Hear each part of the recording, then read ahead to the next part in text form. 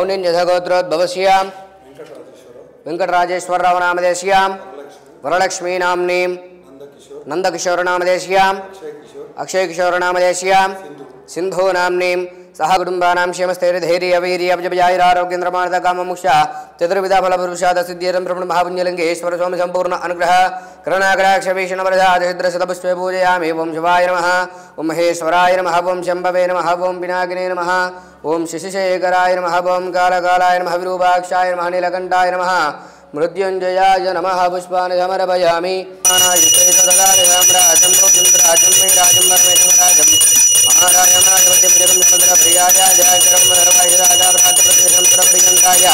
एकराडदेहस्करमिति आनन्दकृपूरदिव्यमङ्गलनीराजनं दर्शयामि।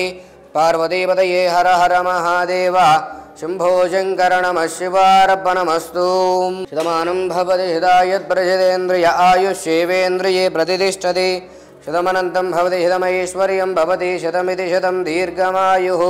पुण्यलिंगेश्वर स्वामी दिव्यानुकूल्यत फलसिद्धिरस्तु तदास्तु।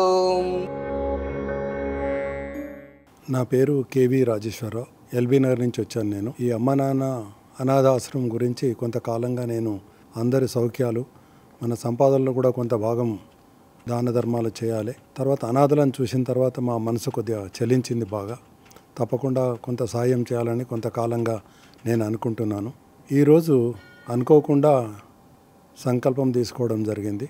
పితృపక్షాల ముగింపు అమావాస్య రోజు. ఈ సందర్భంగా కొంత ఈ ఆశ్రమాన్ని దర్శించి తర్వాత కొంత డొనేషన్ చేయాలని నేను అనుకున్నాను. అదేవిధంగా ఈరోజు సంకల్పము ఏమో నాకు అనుకోకుండా అన్ని ట్రాన్స్పోర్ట్ అవన్నీ కూడా సంక్రమించినాయి. నేను ఇక్కడికి రావడం జరిగింది. ముఖ్యంగా మన ఆశ్రమాన్ని చూసినప్పుడు ఒక విధమైన సేవాభావము మనసులో ఉప్పొంగింది.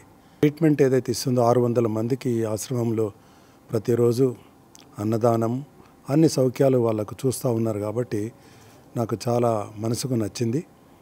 అమ్మా నాన్న అనాథాశ్రమంలో జీవిస్తున్న 600 మంది అనాథులకు జరుగుతున్న నిత్యాన్నదానానికి మానవత్వంతో సాయమందించిన మీకు కృతజ్ఞతలు తెలుపుతూ మీరు మీ కుటుంబం ఎల్లవేళలా బాగుండాలని శ్రీ పుణ్యలింగేశ్వర స్వామిని సేవాశ్రమం వేడుకుంటుంది.